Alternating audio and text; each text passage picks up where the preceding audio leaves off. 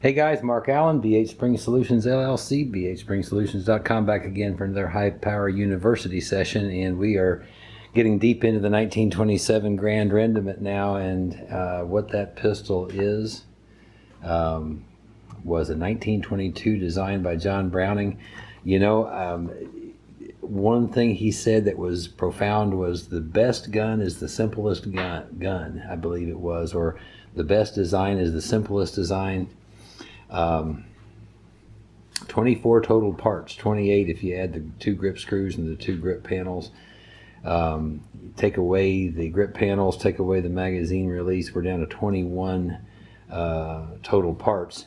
If you take it down from there, frame, slide, barrel, take away 3, we're down to 18 parts.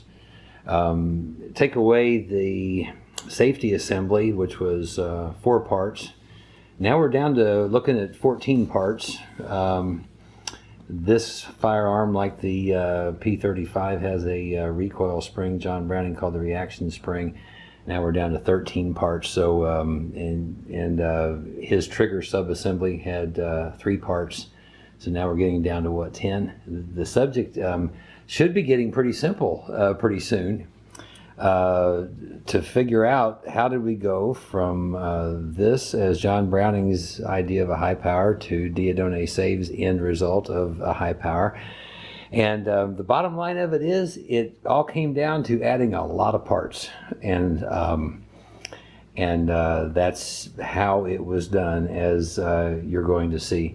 In order to eliminate the bolt and go to a hammer-fired regimen required that this genius bolt assembly be abandoned. And it had to yield to a different kind of a fire control group. By the way, didn't mention the ejector. The ejector in the 1927 Grand Rendement was integral to the slide. In other words, here's the drawing of it, John Browning's drawing of it here.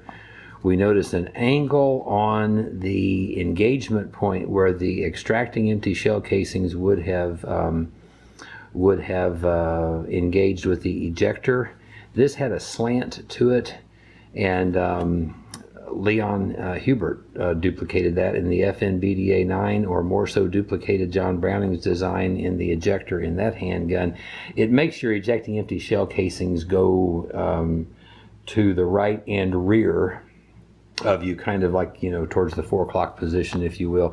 But this was not a separate part in the 1927 Grand Rendement. It was machined into the frame as a part of the frame, so this was not actually one of those parts per se, but he noted the ejector and what it was and the design of it, and but it was not a part that you took in and out of the pistol. Okay, so to go from the 1927 Grand Rendement to the P35 required a different fire control group. It required abandoning the bolt, and the way that this wound up happening was when the 1911s patents expired, and Dieudonné Save could go ahead and walk the design backwards 25 years, which is precisely what he did in a lot of the fire control group components, which we're going to see. But he eliminated the bolt, and the parts and components on it had to be redesigned into the modern day high powers fire control group.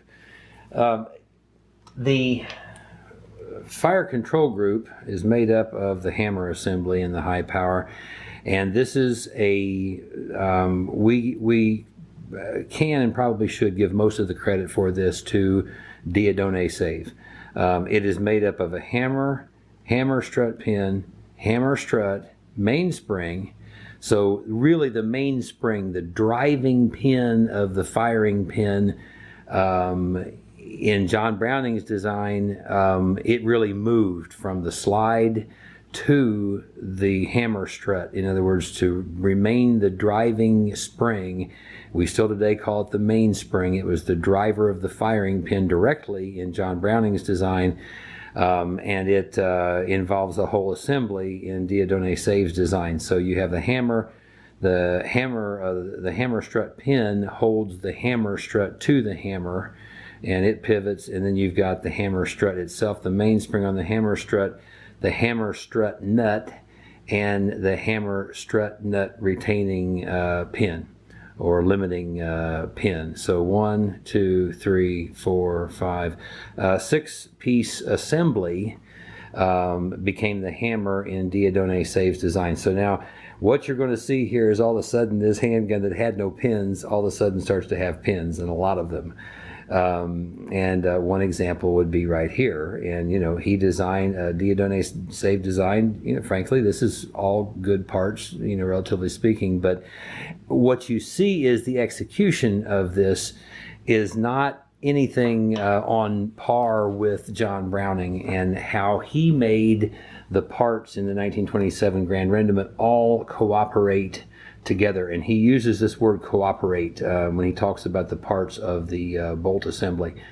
One note about the 1927 Grand Rendement that John Browning made note of in his patent paperwork was that this design protected the sear from jarring, and that would be code for, or not code for, drop safe.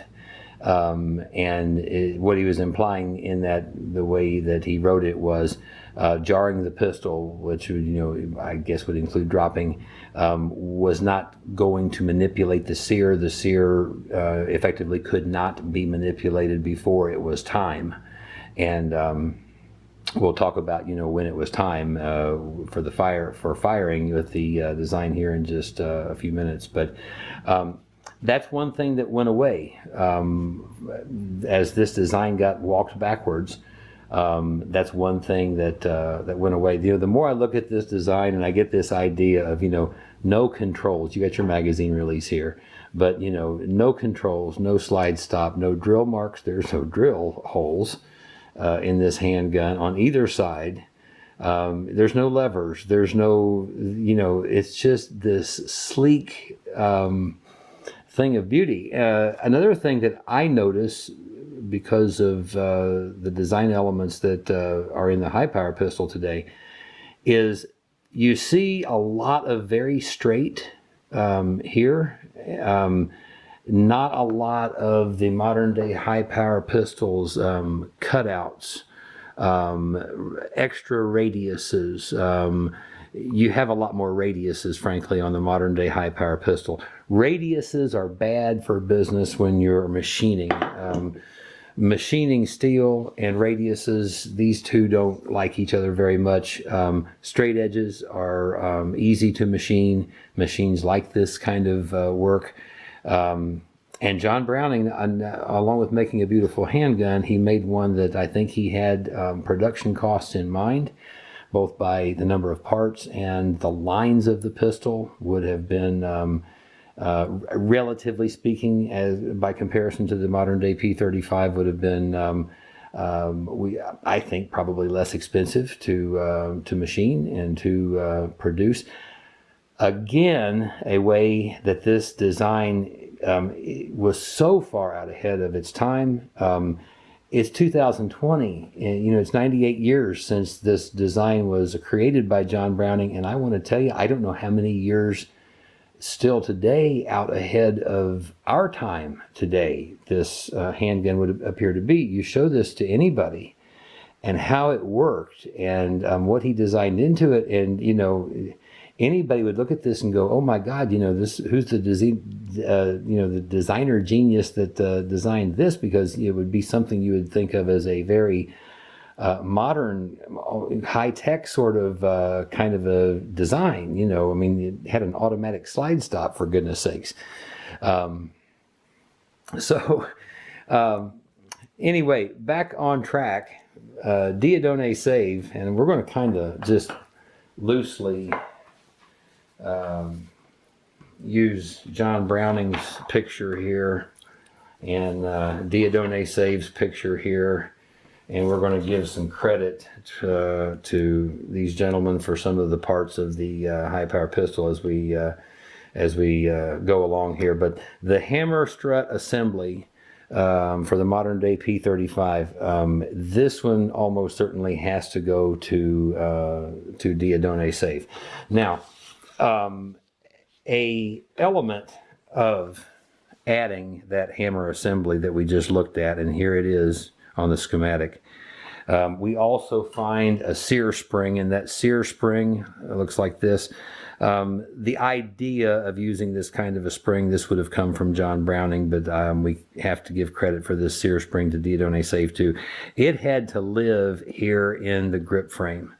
And so there needed to be more room. So if you get an idea from this schematic as compared to John Browning's drawing, and if you get an idea that there had to be some dimensional thickness added to the grip frame in this area, when we look at the differences in the two different handguns, you definitely get the idea in the 1927 Grand Rendement that this must have been an exquisite grip hold. Because it did not need the extra room in the rear of the grip frame for the hammer strut assembly and for the Sear spring. But be that as it may, one of the things that strikes me about this hammer assembly and the redesign that it took of the grip frame part by Diadone Safe in order to make room for these parts is just take a look here, and almost immediately, just looking at the schematic, you start to look at this and you have to get the idea that this could potentially be a problem. The problem is this is not exactly how far back this hammer goes. When the slide comes rearward, it actually presses this hammer down more. You get the idea of the meat of a guy's hand being right up here. And as in my hand, which is a fairly normal size hand, and I've gripped at what I would consider a decent high grip hold, and I don't have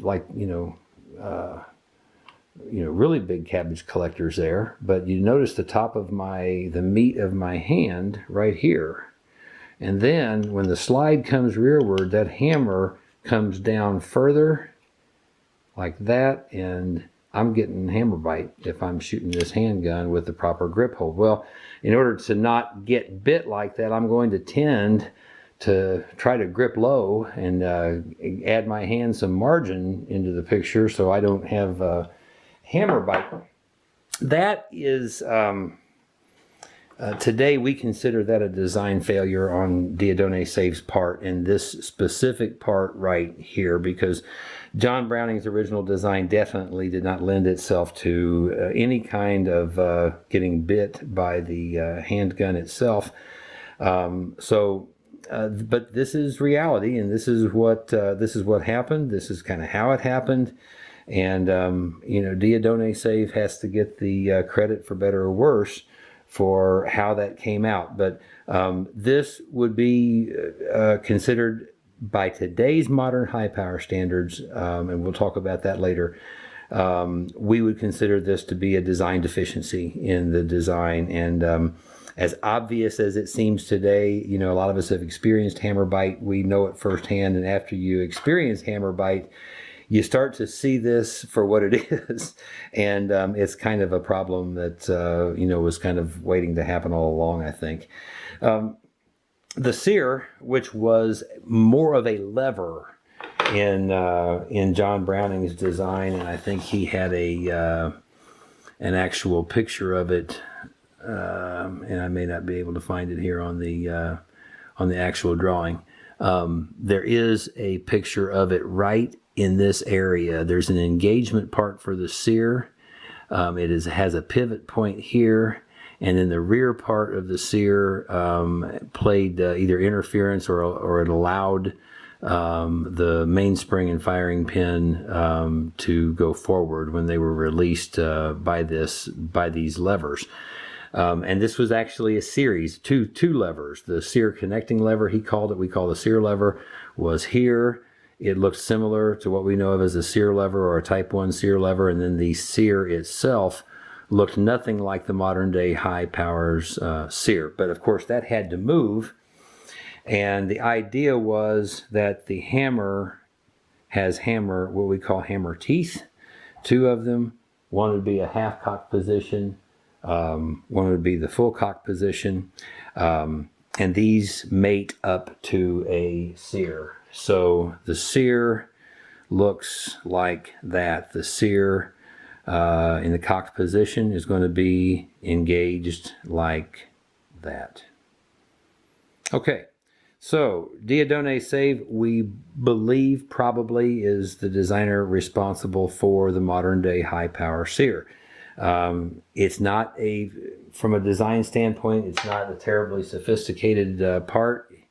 He made a blocking mechanism for that hammer tooth, and he made it pivot. He made it pivot by drilling a hole in it and then putting a pin through it. And then he drilled a hole in the frame, and that would be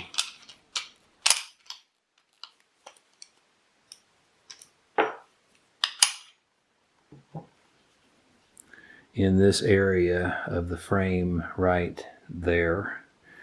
So the answer for Dieudonné Save was drill a hole, mount a pin.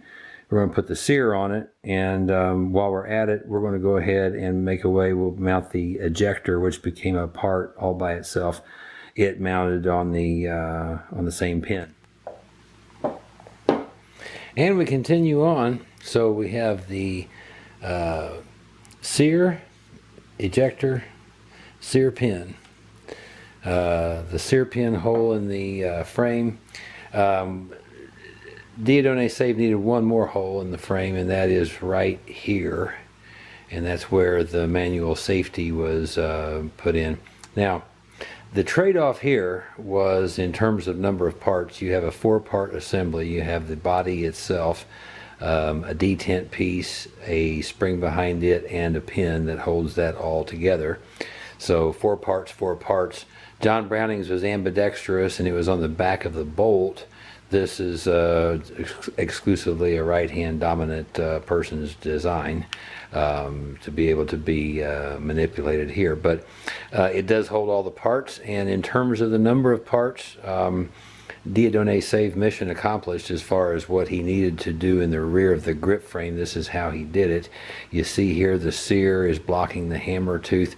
And one thing you notice is in relative terms of the size of the pistol, that is a really big Sear, and that's a really big hammer tooth, and that's a really big engagement surface, and he made it about as big as he could. and I laugh, but what he was doing was he was basically filling the space and in the grip frame and the width of it, and the because of the double stack magazine. That's the real reason why the Sear came out to be as Mongo as it is. And it's just because that's the space there was, as you can see, and he filled it, with a part, the ejector part, and the Sear. So from a standpoint of simplicity, you know, it's not too difficult to understand. Backing it all up is the Sear spring that is located in the grip frame of the high power pistol.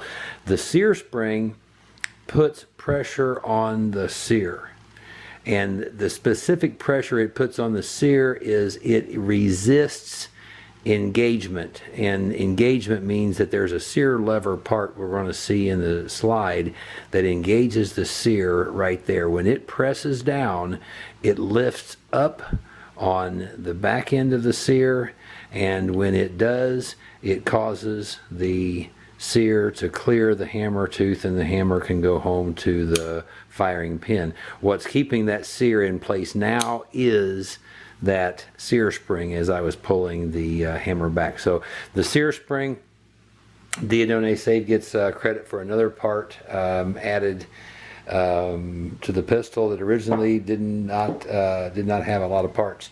We're going to continue on now. We've completed out the rear of the grip frame of the fire control group that we call it. The modern day high power pistol retained John Browning's design of a crossbar pin or a frame cam for the barrel cam lug.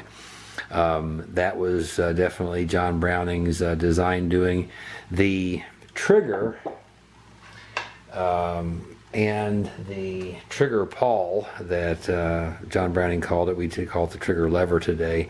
This part this is all really John Browning stuff. In essence, as he designed these parts, the trigger return spring did not look like the trigger return spring as we know it today. He had a different design for that. And we did not see any pins in the trigger. It was basically the trigger. The trigger was made with pivots on both sides, or arms, I think they were called. And those were the pivot instead of a trigger pin. Today's modern high power has a pin that, of course, mounts through the trigger. But this design in and of itself, this is John Browning. This part, not the magazine disconnect, but these parts. The basic design, the patent certainly does cover these parts, how they work, how they interact, the fact that the trigger return spring influences the positioning of the trigger lever itself. This is all covered in the 1927 Grand Rendements patents. So for now, we're going to put those parts over in John Browning's side, and he's responsible for those.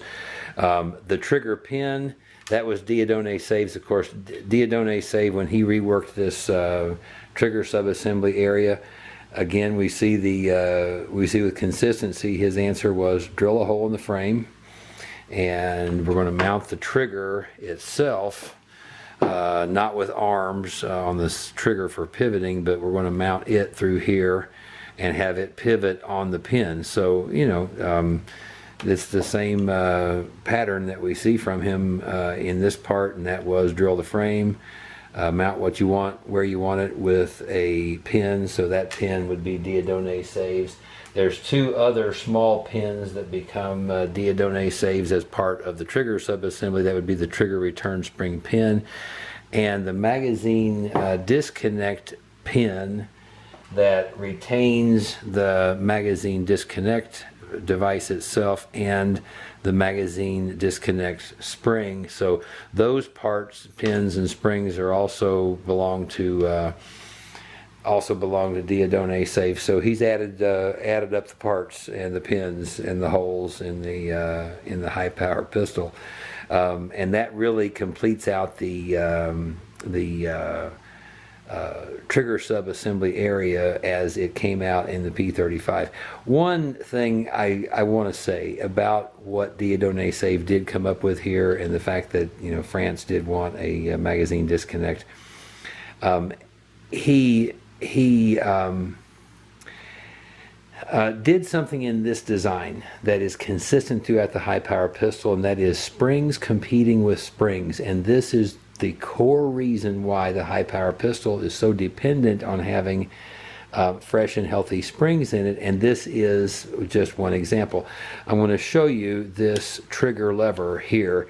It is in its forward position. It cannot engage. It cannot engage the Sear lever in the slide.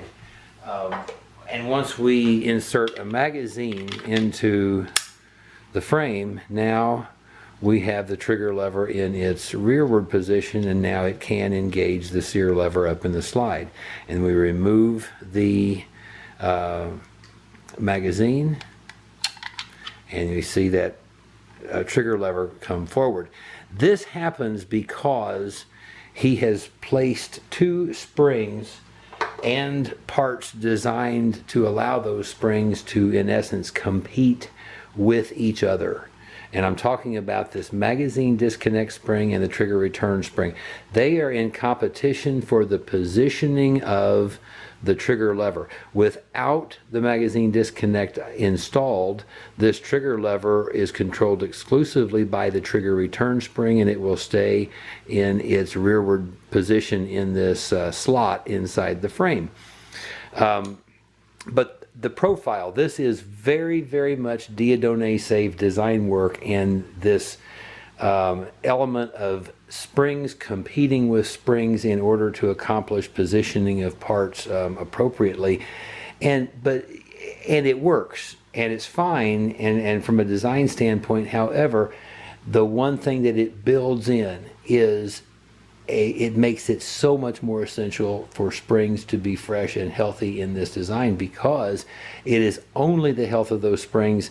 And one example would be in this trigger subassembly area, the correct function here is exclusively dependent on the springs competing with each other in the way that they are designed to compete with each other. When they wear out, they won't work the same way. They won't control things the same way because one may wear out faster than the other, and if that's true, and it is, then these two are not going to compete on the same level playing field that they started their lives competing on. And function is of this trigger subassembly, positioning of the trigger lever at that point, can start to go away when the competition of those springs is not any longer happening appropriately. We see this many times in the design, this notion of competing springs allowing or disallowing certain things to happen. Dieudonné save continued up into the slide. We're going to see what he changed in the slide. The bolt for the 1927 Grand Rendement, of course, in the high power never happened. Instead, we have a channel that is drilled for the firing pin. This is very 1911-esque. That's, we assume, where it came from. For those intents, what we're talking about here, the firing pin, as we know it, that would be a John Browning design.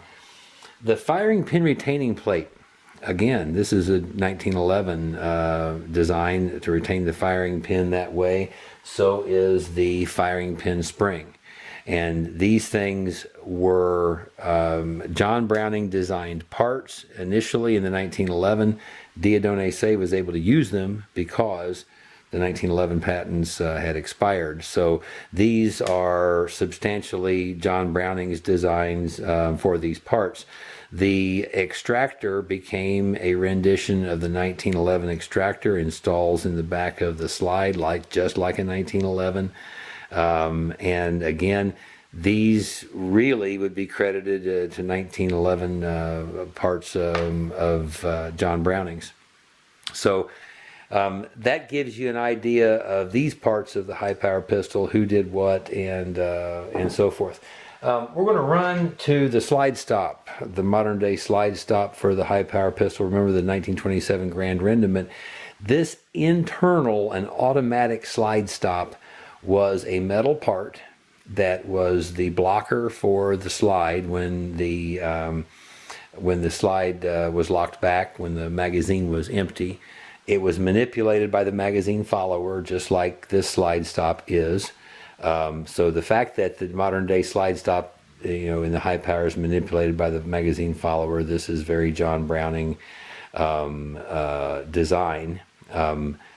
Dieudonné Save changed how it's positioned and he changed how it's positioned and how it's controlled. Dieudonné Save's answer for the slide stop, of course, was, and here the trend continues, drill a hole and mount the slide stop through that hole in the frame. Now, the original internal slide stop of John Browning's had a spring that was installed on the slide stop in order to make the slide stop want to naturally stay in the down position. Dieudonné Save had a problem here, and that was, how are we going to control the slide stop? Because at this point it's not internal anymore, it's now become an external slide stop and a lever. And his answer was, he didn't make a one-piece recoil spring guide rod like John Browning had in the 1927 Grand Rendement to hold the recoil spring in place. He made a recoil spring guide rod that does hold the recoil spring in place. It does that job, but he also made it to be the place where the slide stop would go through and install through with a detent ball and a spring behind it. And that's what keeps your modern day high power slide stop in the down position, is this recoil spring guide rod assembly. And it is an assembly. This is the original design. It has a body. It's all machined together, including this area up here as a one piece. There is a retention screw. After that screw is screwed in, these ends were curled in so it can't be then screwed out. There's a detent ball, and there's a permanent internal spring that can never be replaced. The force of this spring and its pressure on this detent ball, that detent ball's pressure on this little divot in the center of your slide stop post, that is what makes this slide stop want to stay in the down position and not come up and rattle up, before your magazine is empty. In your magazine, you have a spring. That spring inside your magazine pushes up on this follower. That follower pushes up on your slide stop. That magazine spring is a spring competing with the spring inside of your slide stop. Again, now we have competing springs, this profile again of competing springs. So your spring in your magazine, as Dieudonné Save designed this, it actually competes with this spring inside your recoil spring guide rod that can never be replaced, and that's kind of a design bummer in a way. But again, we have this profile of competing springs. But the multi-part recoil spring guide rod assembly of the high power, it appears that this one belongs to Dieudonné Save. John Browning had this part worked out with far fewer parts, and it was automatic, and I can understand why a lot of people would think, well, an external slide stop and so forth, but John Browning was ahead of everybody on this one, it appeared, and he was. The external slide stop, that looks like it would belong to Dieudonné Save. However, we're going to put this one between these guys because it had a lot of similarities to the 1911's slide stop. The fact that it just goes straight through the frame the way that it does through a hole. And locks back the slide in a similar way. It's manipulated by the magazine follower, but the control of it in the down position rather than on the way of a 1911 by a plunger spring, he used the recoil spring guide rod and a spring inside it to control it down. So both of those guys kind of get credit for that one. The High Powers magazine, John Browning took no credit for this in the patent for the 1927 Grand Rendement, and that one we think does go to Dieudonné Save. Okay, we're going to move on past the trigger. John Browning had another part that was also one of the subjects of the 1927 patent, and that was a part he called a Sear connecting lever. His Sear connecting lever had some differences in his and Dieudonné Save's, but their jobs were the same, and the jobs were to connect the trigger lever, he called the trigger pawl, to connect that here on this end of the Sear lever, which today on the Type 1 Sear lever would be here, causing that to depress down the Sear, which was also a lever, and was here, and it then disengaged the firing pin and the mainspring in the back of the bolt. This is a deeper subject than we ever imagined it would be when we first started BHSpringSolutions, and we're going to spend quite a bit of time on this with respect to the 1927 Grand Rendement and the P35. One of the things that John Browning pointed out about his design was this engagement point here. This would have been the engagement point with the Sear. And you see how the engagement point has this radius at the end. The Sear lever, as we know it in the P35, the trigger lever presses up, this end presses down and actuates the Sear in the frame. This one was made different. This one, when pressed up with the trigger lever, it contacted the Sear, but there was some travel involved with the Sear lever pressing down the Sear far enough, and it pressed it down into a milled out area in the frame, actually. Was where the Sear, which was also a lever, got its range from, was a cutout in the frame that happened. But And then there was a pivot point that he described as point 12C on his design. And that pivot point is like the center of like a teeter-totter at the playground. And the Sear lever, or Sear connecting lever, he called it, it began with a contact point basically right here. But then as this was further depressed, the contact point changed. So the contact point came further down the lever the farther that this trigger was pulled. What that meant was that as the trigger was pulled, this Sear lever would lose leverage on the Sear because the engagement point got closer to the center of the teeter-totter, the pivot point in the Sear, and as it did, it loses leverage. He explained in his the design patent part about this design that this is designed so that the trigger pull becomes heavier the closer you get to, in essence, the break point when the gun's going to fire. And he pointed out specifically that this is a warning to the user that the gun is about to fire. Very interesting. And I think we can come to understand a little bit about where this was going and what this had come from. He was very deliberate in describing this, how he designed it, how it worked, what it was for, why it did what it did. And it only led me to believe and understand that the 1911's rifle trigger, which of course is just what you see here, and that's the whole extent of the trigger and the trigger travel. This was not everybody's cup of tea in a military or law enforcement kind of handgun, and I think especially for military. And he was not going, and I think this is a critical point of understanding for high power enthusiasts, is John Browning was not in any way trying to duplicate a 1911 trigger in the high power pistol on purpose.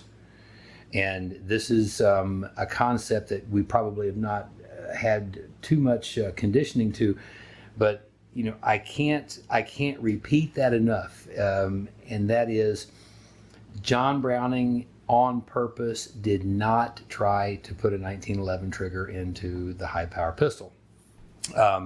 And I think we can only assume that, you know, France or the Europeans or maybe a lot of other militaries, that rifle trigger on a handgun, a military sidearm specifically, it just wasn't everybody's cup of tea. Now, this is going to bring me to a point that I want to try to make. And everybody's going to have differences of opinion about this. I'm going to give you my angle about it. A lot of people have asked, you know, okay, you know, well, you know, if you were, you know, for a military 1911 or a high power, and you know, I've thought about that a lot, and I've tried to apply what I know about some real life to the question, and that real life I'm talking about would be this: the typical military anywhere in the world. And I'm talking to you specifically infantry and a lot of other mechanized units, and the sidearm is not the primary go-to weapon. Normally it's the rifle. You know, for my father in the Marines, believe me, it was all about the rifle. When you talk to him about the 1911 and his experiences with the 1911, you know, he recalls, you know, how to take it apart and clean it and load it and aim it straight and qualify with it. And that's about all of his memory of the 1911 for the most part. That he has from the Marines. Now, you ask him anything about the M1 rifle, and I'm pretty sure this guy could still take one of those apart in a blindfold in the middle of a hurricane and put it back together. and it's just different. So it would be in the context that if I was leading a group of men into a bad situation that needed to be handled, and I was asked about high power or 1911, I probably 100 times out of 100 I would say the high power pistol. And the reason I would is because the high power pistol, this being a stock high power that I have here, being what it is, and a trigger that is a take up and a break, almost no over travel, and a definable reset.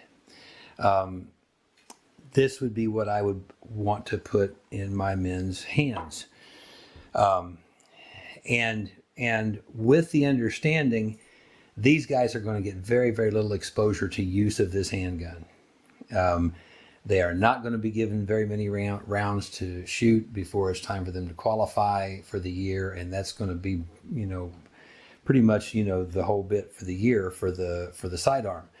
And now we're in a hot situation somewhere, and that we need to fight our way out of, or whatever it is we need to do.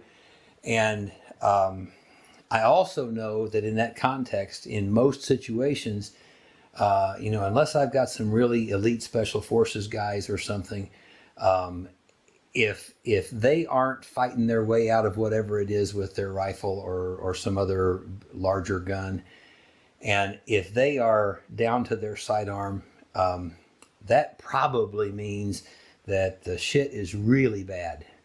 And if it's really bad, that's going to be adrenaline packed. And, with minimal training, a rifle trigger is not going to be my first choice of what I want this group of guys running around with if things have gotten that bad. A more deliberate, on purpose kind of trigger, that doesn't require lots and lots of training with, like my personal belief is about 1911s with their rifle trigger. I think that users need to train and become reflexive. It's a wonderful machine. It's a wonderful tool. I personally carry a 1911, a couple of the coldest months out of the year in Indiana, and I enjoy them. But when I switch over in January, usually from a high power to a 1911 for a month or two or three, depending on how cold it is, I do some on purpose deholstering, dry firing, until I know my reflexes are conditioned now for the 1911. Again, in an application where the rule is most of the time there's minimal training, minimal shooting, minimal practice with these firearms, and unfortunately that is the way it is a lot in military applications and sidearms. Again,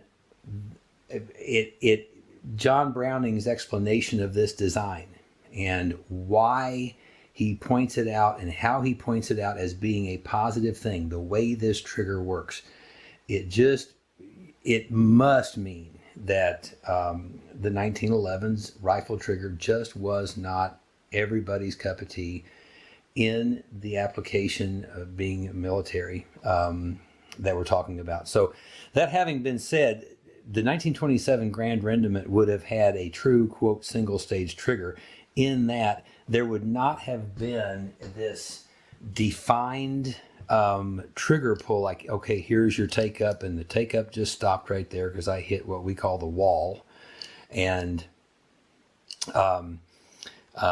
his didn't have a wall. It was one continuous pull to the rear that got heavier the further to the rear you went, and that heavierness on the trigger, it would not have started getting heavy in this part of the trigger pull range. It would have started getting heavier in towards the rear, or the final part of the trigger pull. this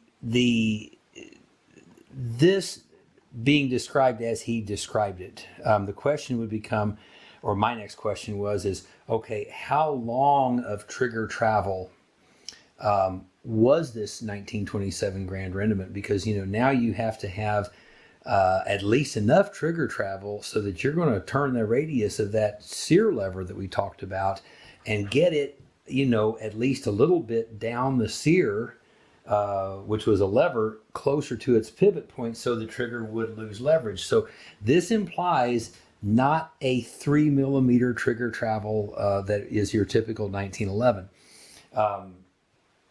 I believe that it would have been more like the total trigger travel, this unmodified Browning high power, to the best that our measuring devices can measure it.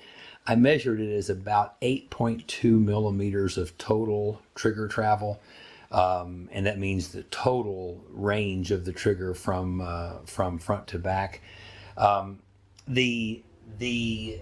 In order to get any effect of a Sear lever walking down a Sear towards the pivot point to lose leverage, virtually requires a bare minimum of about 6 millimeters of trigger travel.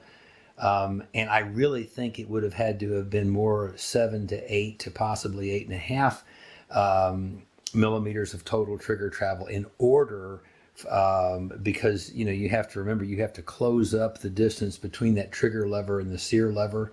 One's in the frame, the other one's in the slide. You do have to close that distance, and then you have to get contact with that Sear that he designed, and then you have to have more contact to get closer to the pivot point. Continuing on in the same mode here, as the Dieudonné Save era at FN went on, there were some changes that were made to the original P35, the internal extractor.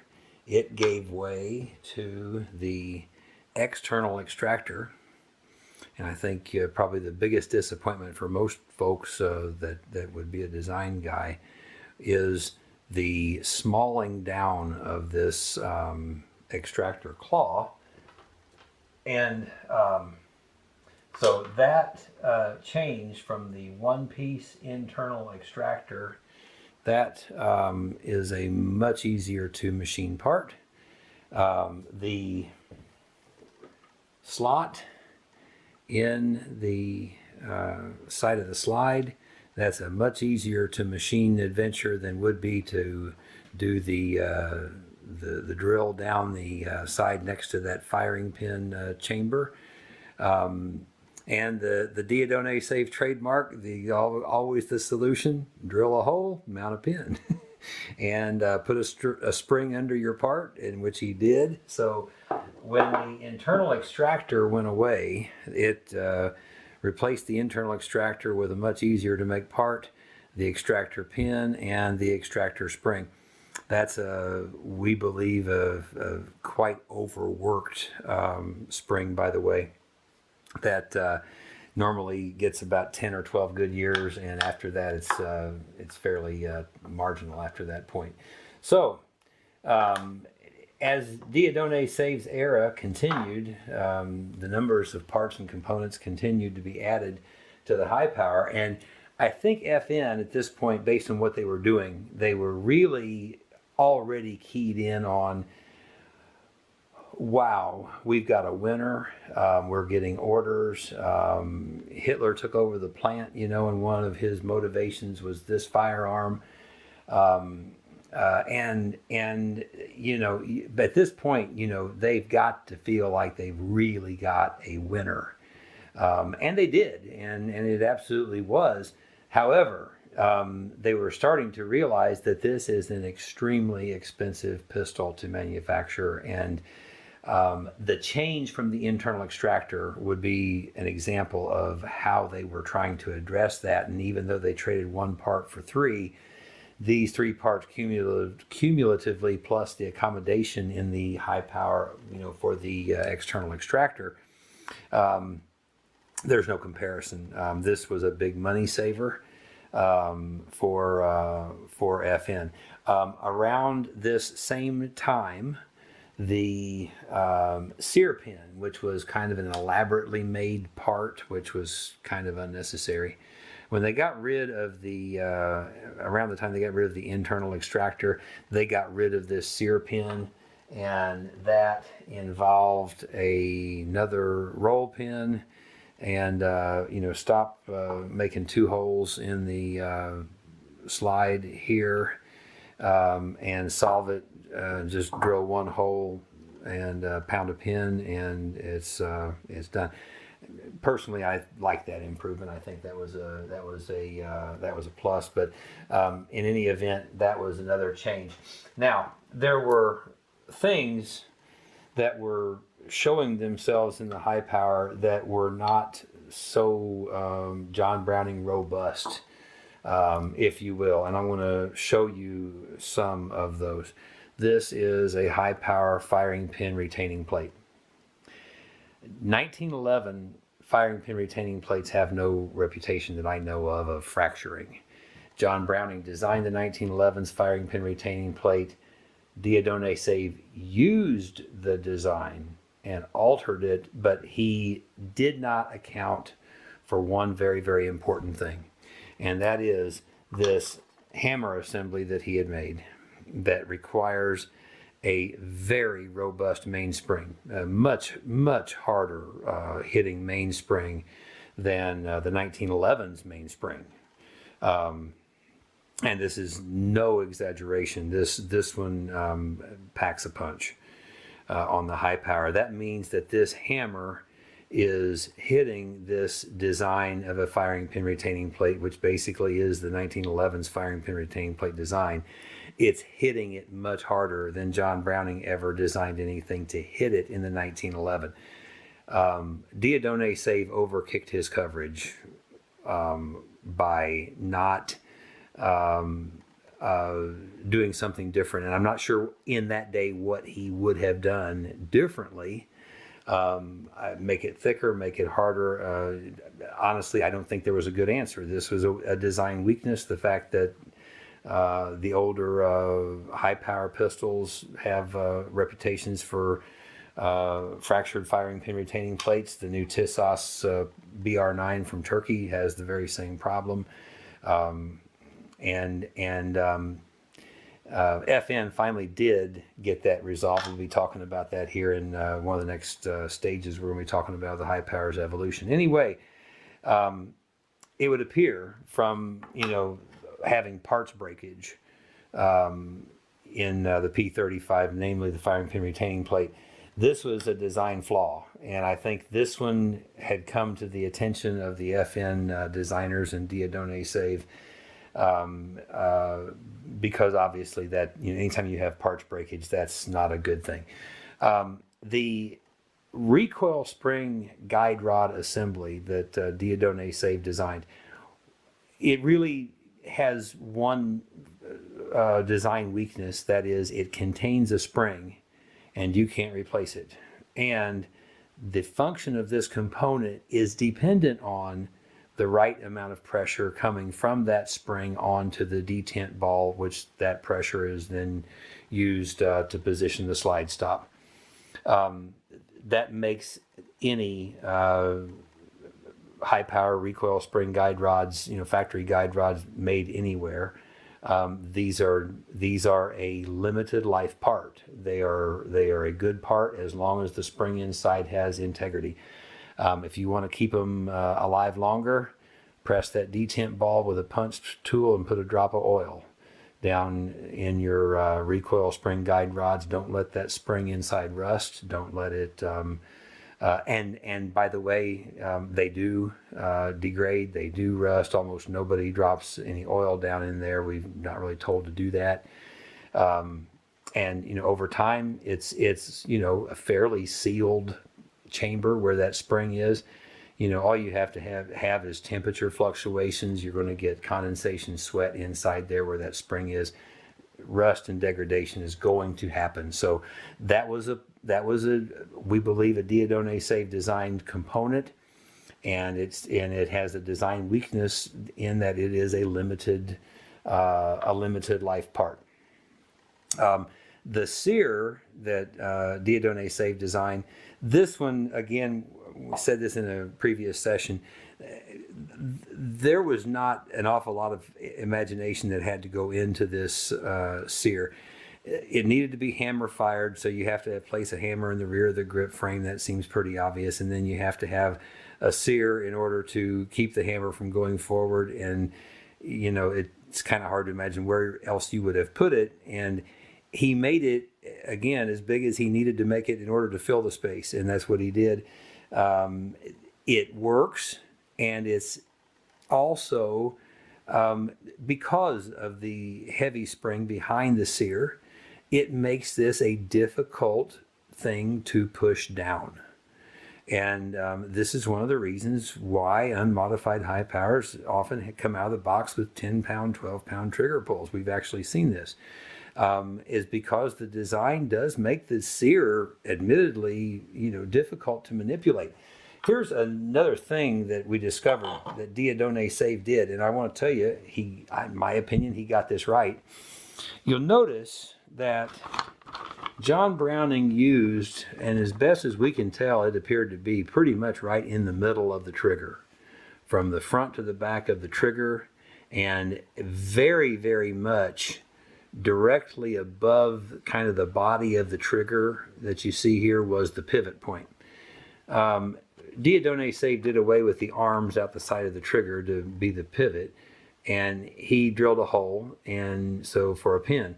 And by doing that, one of the things he gained was he was able to move the pivot point of the lever, or the center of the teeter-totter, so to say. He moved it forward. That would give you better leverage when you're pulling this direction and you're going up like this. So this was a good design thing that he did, and he needed this because all of a sudden when you trade a John Browning bolt mechanism like he had that worked as he described it as it did, and you replace it for this very hard to move Sear in the frame, you're going to need better leverage from your trigger. And he went for it, and I think he got it by where he positioned this. However, there was something else he did that probably geometrically was not to his favor, and that is the placement of where the trigger lever installs relative to what I'm talking about is here. The positioning of the trigger lever here relative to the trigger finger, or I'm talking roughly the back side of the trigger in this case. John Browning, at least it appears, had positioned this pretty much kind of in line with the back of the trigger. And so what that means or would mean is compared to John Browning's design, either Dieudonné safe moved the position of the trigger lever in the trigger, and I don't think that's it, or he changed the arc of the trigger and the geometry of the trigger and how it sits inside the trigger guard. And I'm going to give you just a quick illustration of that. And part of what would lead us to this is, here's John Browning's original that we've seen. And if you take a look at that trigger and you imagine pulling it rearward, that seems to me like it would be a reasonably straight back kind of a trigger pull. Also have a little piece of evidence here. They were playing with this geometry of this trigger, and I want to show you. Take a look at kind of the center point here of this trigger and this picture. And it's really, if you drew, where's that trigger pointing? It's pointing this way. And you take a look at this one down here and find about the midpoint, and it's really more this way. And I don't think this is a nuance of the angles of how the pictures were taken. they were playing with some different designs and some different ideas. My point in making this, that point is Dieudonné Saves trigger came out, and the trigger lever is back here. Your area where your finger is contacting is more forward here, and it does create this down and back kind of a trigger motion. I'm going to show you a difference here. The BHSpringSolutions advanced trigger for high power pistols. You are probably, it gets recognizable now from taking a look at the pictures I just showed you, where some of the geometry for this came from. Yes, it came from in the direction of John Browning's 1927 Grand Rendement. Another factor of this trigger as well is you can kind of take a look at the trigger lever. That's the installation spot for the trigger lever. And it is also going to be positioned more towards this back part of the trigger than the high power traditional trigger is. And the BHSpringSolutions advanced trigger for high power retained that forward positioning of the hole, the pivot point in the trigger, and that leverage is needed in light of the P35's design of the Sear and how it works. That additional leverage is needed. So there's some nuances about the trigger. A bit about barrels real quickly. And the barrel question, John Browning's original barrel design, you see that this area of the barrel cam lug is rounded. Dieudonné Saves design, you see it is more squared off in this area. Dieudonné Saves design also built a reputation for, very occasionally, but it's happened, and it has happened more than a few times, this area of the barrel cam lug where it joins the chamber here or here has fractured and has gotten fracture cracks. So this would be different than the reputation for reliability and robustness of John Browning's design. That was a product of Dieudonné Saves design work as well. Okay, next time we're going to pull this back together because we're going to start getting into the aluminum frame high powers, how they brought back a little bit of this design work of the 1927 Grand Rendement, then into the Mark III era, the SFS era, and we're going to be almost finished talking about the 1927 Grand Rendement. Back in the next session. Mark Allen, BHSpringSolutions LLC, and BHSpringSolutions.com.